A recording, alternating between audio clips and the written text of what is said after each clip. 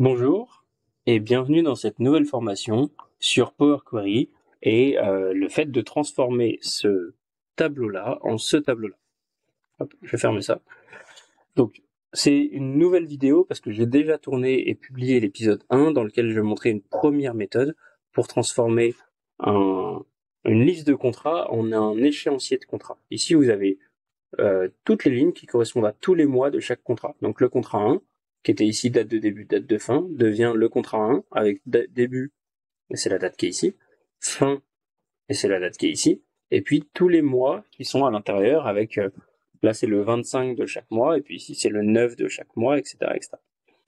Donc j'ai fait une première méthode que je vais vous montrer, révision, données, requêtes et connexions, et je viens là. J'ai fait une première méthode dans une première vidéo qui dure une quinzaine de minutes. Vous pouvez la retrouver facilement, il y aura les liens. Et donc cette première méthode, elle reposait principalement sur cette colonne personnalisée dans laquelle je lui disais deux choses. Premièrement, je développe toutes les dates entre le début et la fin, toutes les dates, y compris du coup trop de dates. Et ensuite, je vais sélectionner seulement avec list.select, sélectionner seulement les dates pour lesquelles le numéro du jour dans le mois, c'est le même numéro du jour que le numéro du jour du début, de la date de début. Et donc on a fait ça, c'était ça le truc principal. Ensuite, colonne conditionnelle ajoutée pour dire, donc j'ai fait ça, ensuite j'ai développé, ensuite colonne conditionnelle ajoutée pour dire que si la date de l'échéancier c'est la même date, que celle du début, alors je dis que c'est le début. Si la date de l'échéancier c'est la même date que la fin, alors c'est la fin, etc. Et donc ça, c'était très bien. Je vais fermer ça, hop, et on va faire une autre méthode. Pourquoi on va faire une autre méthode? C'est parce que cette méthode-là, elle fonctionne bien, mais elle n'est pas 100% logique d'un point de vue programmation, d'un point de vue automatisation. Elle n'est pas très rentable aussi en termes de performance si les volumes de données sont un peu importants. Et donc, hop, là, j'ai récupéré les données, on va faire une deuxième méthode. Alors pour faire cette deuxième méthode, je vais commencer par faire des petits basiques un peu de, euh, je vais appeler ça quand même échéancier, mais je vais faire un peu des petits basiques de comment est-ce qu'on écrit du code M, du langage M à l'intérieur d'une colonne personnalisée ou même en général. Moi, ce que je voudrais que vous ayez bien à l'esprit, c'est comment est-ce que on crée une liste de nombres, parce que nous, on va créer la liste de tous les du nombre de mois, 1, 2, 3, 4, qu'il y a, quelle que soit la date à partir de laquelle on part. Donc, pardon, c'est un peu mal expliqué, je vais vous montrer. Donc, list numbers, c'est l'une des manières de faire. Je vais commencer à 1, je vais dire que j'en veux 4, par exemple. Et du coup, ici, j'ai une liste de 4 mois. Ici, j'ai aussi une liste de 4 mois, alors que j'en voudrais 5. J'ai le 1, 2, 3, 4, et là, je voudrais 1, 2, 3, 4, 5. Ici, je veux pas 2, 3, 4, 5, je voudrais 1, 2, 3, 4 pour dire simplement, je crée quand même 4 mois. Peu importe le mois de départ. Je crée le numéro 1, le numéro 2, le numéro 3, le numéro 4. Évidemment, si ici je dis que c'est pas, je veux pas jusqu'à 4, mais jusqu'à 20, hop, ma liste, elle va contenir 20 lignes de 1 à 20. Moi, ça, j'en ai besoin, mais j'ai pas besoin que ce soit calculé 20 comme ça, que ce soit écrit à la main, je voudrais que ce soit calculé. Donc ce que je vais faire, c'est que avant le list numbers, je vais aller simplement compter fin moins début. Il me donne ce qu'il appelle une duration, c'est jour, heure, minute, seconde. Et du coup, là, il y a 120 jours entre la fin et le début. Ici, il y a 90 jours. Et bon, vous pouvez le voir, c'est souvent logiquement, sauf cas exceptionnels, et on va gérer les cas exceptionnels après, mais on peut à peu près diviser par 30. On va faire ça, on va faire... là, en gros, je voudrais non diviser par 30. Donc, je vais mettre ça entre parenthèses, divisé par 30, et cliquer sur OK. Du coup, là, il me dit qu'il y a 3. Alors, c'est compliqué parce qu'il me donne une duration et c'est pas ça que je veux. Donc, je vais changer à peu près. Mais ici, il me dit qu'il y a 2,2 jours et 23 heures, donc quasiment 3 jours. C'est pas exactement ce que je veux, mais comme le mois de février, il a que 28 jours, en vrai, entre ça et ça, il n'y a pas tout à fait 3 mois. Du coup, il va falloir switcher un peu. Donc ce que je vais faire, c'est que déjà je vais dire que ça, pour pouvoir mieux faire mes calculs, je vais faire un number from. Number from de ça, et je vais rajouter plus 1 à la fin, et je vais mettre tout ça en parenthèse. C'est-à-dire que je vais arrêter de travailler sur des durations, je vais travailler sur des nombres entiers. Donc si je fais ça, là j'ai 3,03, 4,03, 3, etc. J'ai au moins le bon nombre de mois, sachant que ça pourrait être un peu plus juste, mais bon, logiquement, si je fais ça, je me débrouille bien. Si je fais ça, je me débrouille. Donc, ce que je vais dire, c'est que ça, je veux ensuite le round, number round, on va faire done, avec 0 décimal. Du coup, là, il me dit qu'il y a 3 mois, là, il me dit qu'il y a 4 mois, là, il me dit qu'il y a 3 mois, 5 mois, etc. Et c'est assez cohérent. Ici, est-ce que c'est bon? Ouais, tout est bon. Donc là, il y a, sachant que, ouais, voilà, tout est bon. Donc ça, je vais pouvoir l'utiliser pour dire que je veux faire un. Alors je vais faire les choses bien. Je vais dire que ça, c'est let le nombre de mois est égal à ça. Ensuite, je vais réutiliser ça dans un in en disant, alors je vais peut-être sauter des lignes, c'est plutôt comme ça qu'on présente. In list numbers de 1 jusqu'à le nombre de mois. Donc si vous n'avez pas l'habitude de let et in, allez voir la première vidéo, allez voir un peu ce que c'est. Ce qui est, en gros, on déclare des variables et on utilise les variables. Alors, si je fais ça, vous voyez qu'il va me préparer. Je vais déclarer la variable du nombre de mois et ensuite je l'ai inclus dans un calcul qui me permettait de créer tous les nombres entre 1 et le nombre de mois. Et du coup, ça c'est pas mal. C'est-à-dire que là j'ai 3, là j'ai 4, là j'ai 3, 5, ici j'ai 12, etc. Et ça fonctionne assez bien. Donc ce truc-là, c'est bien, et moi, ce que je voudrais, c'est lui dire, bah, je vous ai montré peut-être, non, je vais pas montrer au début. Alors, je vais peut-être annuler ça. Ce que je vais vouloir utiliser, je fais une nouvelle colonne, au moins temporairement, pour vous montrer. Je vais l'appeler personnalisé ou asupr. On va pas l'utiliser. Et du coup, ce que je vais vouloir faire, c'est, je veux date add month à partir de la date de début, et je veux ajouter 1, puis ajouter 2, puis ajouter 3. Donc là, si j'ajoute 1, il prend le 25 janvier et il passe au 25 février. Et moi, ce que je voudrais faire, c'est lui dire que je veux, par exemple, hop, list numbers de 1 à 3. Je vais faire ça. Et si je fais ça, il va me renvoyer une erreur. Il me dit, c'est le cas dans les formules Excel normales, c'est le cas dans les formules sur Google Sheets. Dans certains cas, il me dit, bah, cette fonction-là n'est pas faite pour que tu lui passes une liste de nombres, donc tu peux pas utiliser ça. Et du coup, moi, je vais pas pouvoir utiliser ça. Il va falloir que je lui dise, bah, date add month, il va falloir que je le mette dans un list transform pour lui dire je vais faire une transformation en passant un par un, comme dans une fonction map, une fonction by row, by call ou une fonction array formula dans Google Sheets. Je vais passer un par un ma list numbers. Donc c'est-à-dire que ça, je vais dire que je vais sauter une ligne, je vais dire que ça c'est ma list numbers. Et ça, hop, c'est ce que je veux faire. Est-ce que je fais bon, ouais, hop. Donc en gros, je lui dis, dans mon list transform, je lui donne une liste et ensuite je lui dis de transformer parce que moi j'ai ici pour chaque élément de la liste. Donc pour 1 à 3. Hop. Alors qu'est-ce qui est pas bon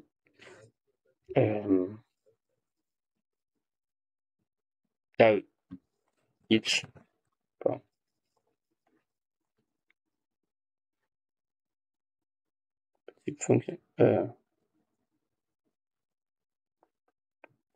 Pardon, c'est each. Ici. Voilà. Le each, j'oublie tout le temps, pourtant je sais que c'est essentiel, mais voilà. Donc je lui dis, pour chacun des éléments qui est ici, donc 1, 2 et 3, bah tu vas faire un date add months, de la date de début, plus 1 mois, plus 2 mois et plus 3 mois. Ce qui fait que ici j'ai, pourquoi je suis toujours pas bon, il y a un truc que il y a un truc qui m'échappe, il y a un truc qui m'échappe. Alors, il y a un truc qui m'échappe, mais je sais ce que c'est. C'est tout le temps la même chose. C'est que ici, à partir du moment où je suis dans un list transform, il est plus capable d'aller savoir ce que c'est le début. La date de début, donc qui correspondait à la date de début ici, il est plus capable de la connaître. Donc il va falloir que je lui dise let le début égale début in, et là je vais dire le début. Hop. Donc là j'aurai plus l'erreur, et il crée les mois, toutes les dates entre toutes les dates après le 25 janvier. Donc 25 janvier, et il me crée le 25 février, puis le 25 mars, puis le 25 avril.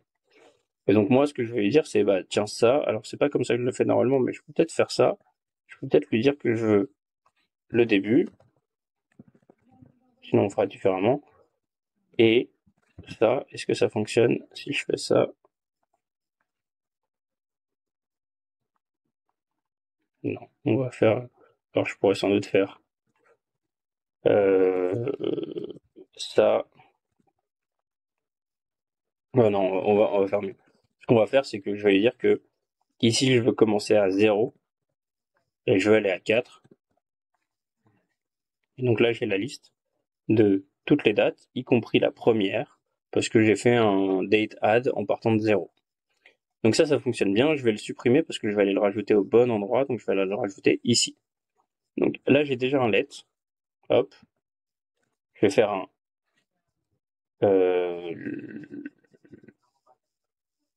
je vais faire le début. Alors on va peut-être faire ça. Le début est égal à début, virgule, pour dire que je passe à une d'après pour un autre truc. Et ensuite, je vais lui dire ici, c'est pas list numbers que je vais utiliser, je l'utiliserai après. Ça va être list transform, que j'ai fait, ou la parenthèse. Et ensuite, je fais un list date add months, dans lequel je prends le début, que j'ai variabilisé. D'ailleurs, je vais sauter une ligne, dans laquelle je vais dire que le... Ah non, c'est pas ça, pardon. On refait. Donc, list transform. Il me demande d'abord la liste. La liste, c'est list numbers, en partant de 0, virgule, en prenant le nombre de mois. Je crois qu'il faut que je fasse un plus 1, parce que je dois en rajouter un. Et ensuite, il me demande bah, quelle est la transformation que je vais faire. La transformation, c'est each. Et donc, si je fais each, each underscore, il va rien se passer. Mais moi, je vais lui dire que c'est pas each underscore, c'est each underscore date months. Je prends le début et je vais lui rajouter à chaque fois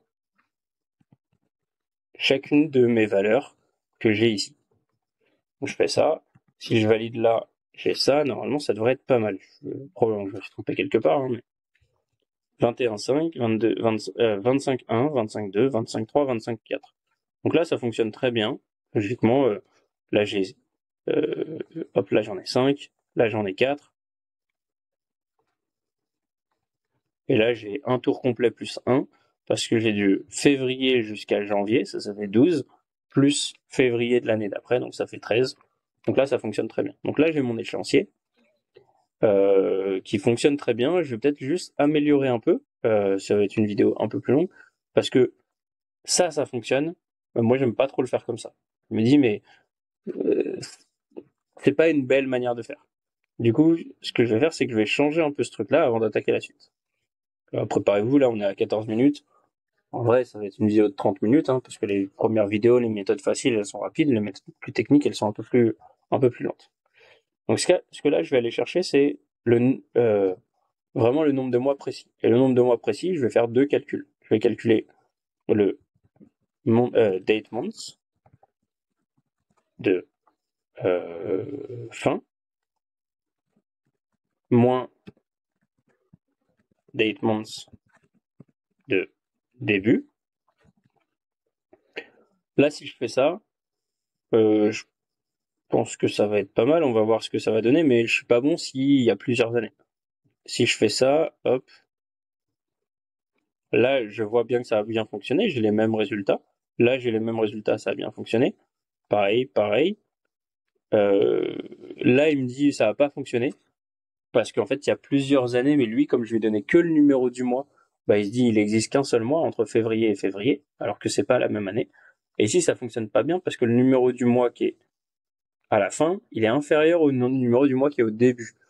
Du coup, ça veut dire qu'il va falloir que, ça veut dire que là, j'ai un nombre négatif, et moi, ça va pas m'aller, mais en fait, comme c'est l'année d'après, je vais juste rajouter, donc je vais faire ça, plus, on va mettre entre parenthèses, même si c'est pas obligatoire là, plus 12 fois date hier de la fin,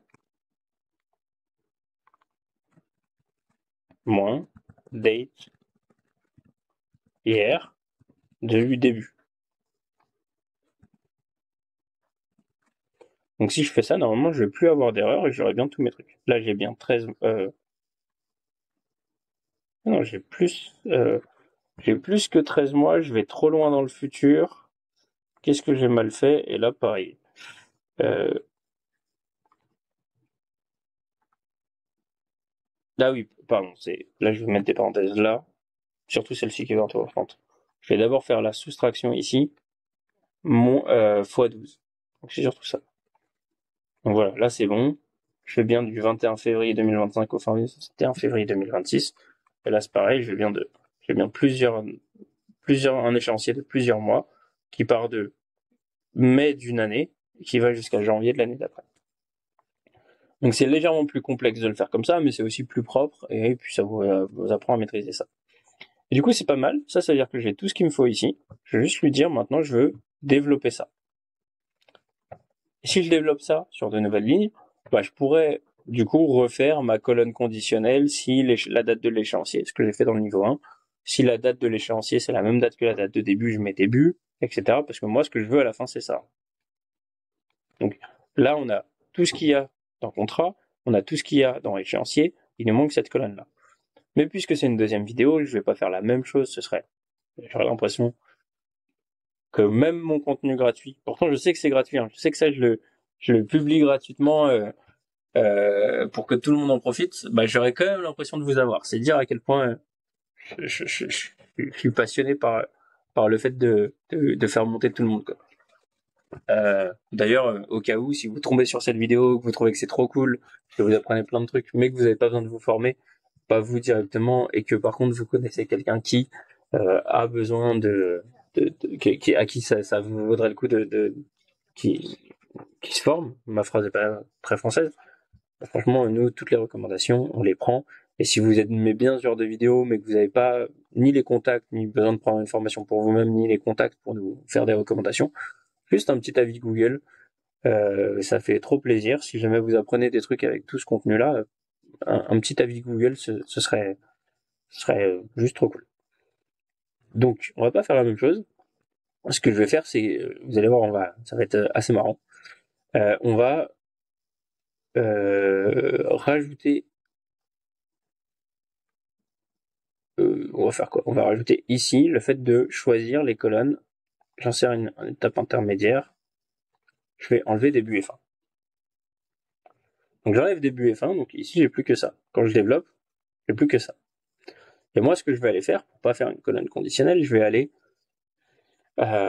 faire une fusion de requêtes entre cette étape-là dans laquelle j'ai le contrat et la date, et l'étape ici où j'avais les dates comme ça. Donc, sachant que c'est pas exactement ce que je vais faire, je vais faire encore mieux que ça. Donc, en gros, je vais me mettre ici, et je vais lui dire que, d'ailleurs, je vais me mettre plutôt ici. On va faire, non, je vais me mettre ici. Je vais dire que je veux dépivoter ces deux colonnes-là. Donc, transformer, dépivoter, les autres colonnes.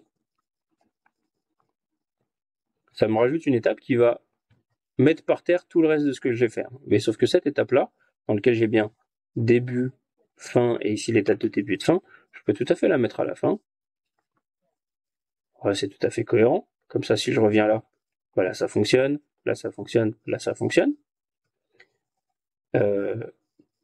D'ailleurs, je suis même pas obligé de la mettre à la fin, je peux tout à fait faire mieux. Non, on va la laisser comme ça ici, ce sera plus mieux au niveau des performances. Donc, là, supprimer le tableau croisé dynamique, en fait, je veux pas le faire sur, je veux le faire sur, je veux qu'il donne le même résultat que ce que j'avais ici. Est-ce que dire que je vais l'amener là? Mais je vais dire que l'étape d'avant, c'est pas mon échéancier développé, l'étape d'avant, c'était mon type modifié. Hop, je vais faire ça, type modifié. C'est le truc le plus compliqué, je trouve, à comprendre dans Power Query, c'est qu'une étape n'est pas forcément la suite de l'étape d'avant. Donc là, j'ai type modifié, ensuite j'ai fait plein de modifs, et ici je vais revenir à type modifié, sur laquelle je vais faire un npivot other columns. Que je pourrais mettre en truc un peu, enfin, vous allez voir. Du coup, ce que je vais faire maintenant, c'est que je vais repartir de cette étape-là. Bizarre, mais je vais repartir de cette étape-là, dans laquelle je vais dire que je veux faire une fusion de requêtes. Et je vais fusionner contrat avec... je vais fusionner dans le même tableau, contrat avec contrat, je suis obligé de le faire comme ça, donc contrat avec échéancier, échéancier. Donc ce qui veut dire que là, je vais dire, bah, il va tout me trouver, hein, logiquement, il va tout me trouver, mais c'est pas du tout le résultat que je veux. Ça, je vais le mettre après. Hop, hop. Et là, je vais lui dire que donc là, il va plus me trouver. En gros, je lui dis, bah, j'avais ça et je veux d'abord faire ça et ensuite faire une fusion de requêtes. Et du coup, là, je vais lui dire que bah, dans cette table-là, ça s'appelle contrat et valeur. Et hop, ça va être... Je vais prendre dans échéancier développé, c'est ça qui va être intéressant. Là, je vais lui dire, prends les données telles qu'elles existent avant, donc échéancier développé. Et ça s'appelle contrat et valeur, je crois. Et tu vas les fusionner avec l'étape qui est ici, avec contrat et échéancier. Logiquement, si je fais ça, ça devrait être... c'est pas valeur. Donc échéancier développé, c'est contrat et échéancier. Contrat et échéancier, c'est ici, je me suis trompé. Et ici, c'est contrat et valeur. J'aurais pu faire plus pédagogique en vrai, c'était pas nickel. Mais du coup, maintenant, j'ai une table qui correspond à chaque fois à là-dedans. C'était quoi le contrat et c'était quoi la date. Et lui, il me retrouve, est-ce que c'était un début ou une fin. Donc si je fais ça, je vais pouvoir développer à chaque fois uniquement ce qui me manquait, qui doit être l'attribut.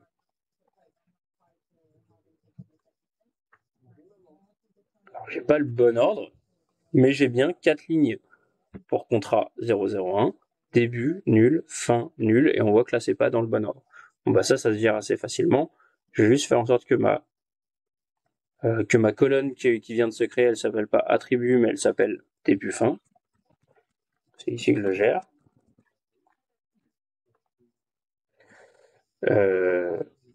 Hop. Et donc je vais juste lui dire, alors je vais réordonner mes données comme ça, je vais mettre ici en date, et puis ici je vais lui dire, je sais plus dans quel ordre c'est, il faut que je choisisse d'abord, il va retenir l'ordre, si je lui dis que je vais filtrer par contrat et ensuite filtrer par date, je pense que c'est ça qu'il faut. Voilà. Donc j'ai début, nul, nul, fin, début, nul, nul, nul, fin, c'est exactement ce que j'ai ici. Hop, et donc je vais juste lui dire, je transforme pour obtenir la même chose, je vais lui dire à chaque fois qu'il y a nul, j'écris un tiret.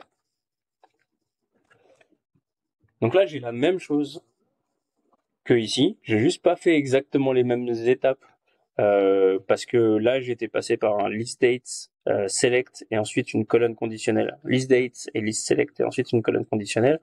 Alors que là, je suis passé par list transform de Admonds. En gros, c'est surtout ça, list transform de Admonds.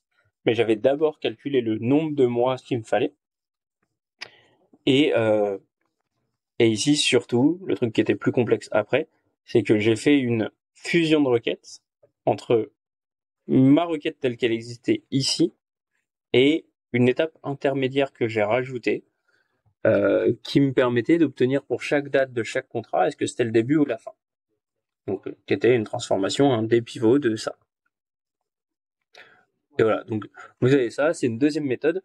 Je pense qu'en termes de performance, c'est bien plus efficace que la première. Je dirais 300 fois plus efficace.